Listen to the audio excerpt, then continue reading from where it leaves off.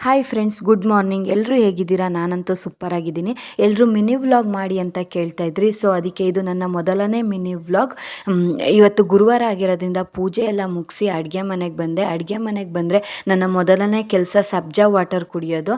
ಅದನ್ನೆಲ್ಲ ಕುಡಿದ್ಬಿಟ್ಟು next ಟಿಫನಿಗೆ ready ಮಾಡೋಣ ಅಂತ ರೆಡಿ ಮಾಡ್ತಾಯಿದ್ದೆ. ಇವತ್ತು ಟೊಮೊಟೊ ಚಿತ್ರಾನ್ನ ಮಾಡೋಣ ಅಂತ ಟಿಫನಿಗೆಲ್ಲ ರೆಡಿ ಮಾಡ್ಕೊತಾ ಇದ್ದೆ.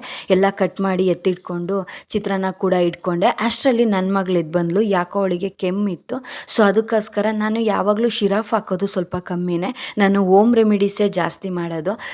ಸ್ವಲ್ಪ ತುಳಸಿನ ತಗೊಂಡು ಚೆನ್ನಾಗಿ ತೊಳೆದ್ಬಿಟ್ಟು ಅದನ್ನು ಕುಟ್ಟಿ ಅದರಿಂದ ರಸ ತೆಗೆದುಬಿಟ್ಟು ಅದು 1 ಸ್ಪೂನ್ ಆಗುವಷ್ಟು ರಸಕ್ಕೆ 1/4 ಟೇಬಲ್ ಸ್ಪೂನ್ ಆಗುವಷ್ಟು ಜೇನುತುಪ್ಪನ ಸೇರಿಸ್ಬಿಟ್ಟು ಮಕ್ಕಳಿಗೆ ಕೊಡೋದ್ರಿಂದ ತುಂಬ ಒಳ್ಳೆಯದು. ಕೆಮ್ಮು ಬೇಗ ಕಮ್ಮಿ ಆಗಿಬಿಡುತ್ತೆ. ದಿನಕ್ಕೆ 2 ಟೈಮ್ಸ್ ಕೊಟ್ಬಿಡಿ, ಬೇಗ ಕಮ್ಮಿ ಆಗಿಬಿಡುತ್ತೆ. ನಾನು ಇಬ್ಬರು ಮಕ್ಕಳಿಗೂ ಕೂಡ ಅದನ್ನೇ ಕೊಡೋದು.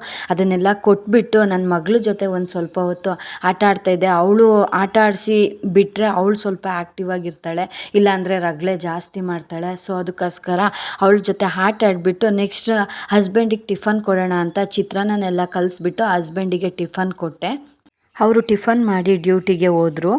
ಅವರು ಡ್ಯೂಟಿಗೆ ಹೋದ್ಮೇಲೆ ನಾನು ನನ್ನ ಮಗಳನ್ನ ಸ್ಕೂಲಿಗೆ ಹೊರಡಿಸ್ಬೇಕು. ಸೊ ಈ ಚಿಕ್ಕವಳನ್ನ ಇಟ್ಕೊಂಡು ದೊಡ್ಡವಳನ್ನ ಸ್ಕೂಲಿಗೆ ಹೊರಡ್ಸೋದಿದೆಯಲ್ಲ, ಅದೇ ನನಗೆ ದೊಡ್ಡ ಟಾಸ್ಕ್ ಆಗಿರುತ್ತೆ. ಸೊ ಅವಳನ್ನ ಇವಾಗ ತಲೆ ಎಲ್ಲ ಬಾಚಿಬಿಟ್ಟು ಅವಳಿಗೂ ಇವಾಗ ರೆಡಿ ಮಾಡಿ ಸ್ಕೂಲಿಗೆ ಹೊರಡಿಸ್ತಾ ಇದ್ದೀನಿ. ಓಕೆ, ಇವತ್ತಿಗೆ ನನ್ನ ವ್ಲಾಗ್ ಮುಗೀತು. ಬಾಯ್. ಮತ್ತೊಂದು ವಿಡಿಯೋದಲ್ಲಿ ಸಿಗ್ತೀನಿ. ಗಿಡದಲ್ಲಿ ಎಷ್ಟೇ ಮುಳ್ಳುಗಳು ಇದ್ದರೂ ಅದರಲ್ಲಿ ಹೂ ಅರಳಬೇಕು. ಹಾಗೆಯೇ ಮನಸ್ಸಿನಲ್ಲಿ ಎಷ್ಟೇ ನೋವಿದ್ದರೂ ಮುಖದಲ್ಲಿ ನಗು ತುಂಬಿರಬೇಕು.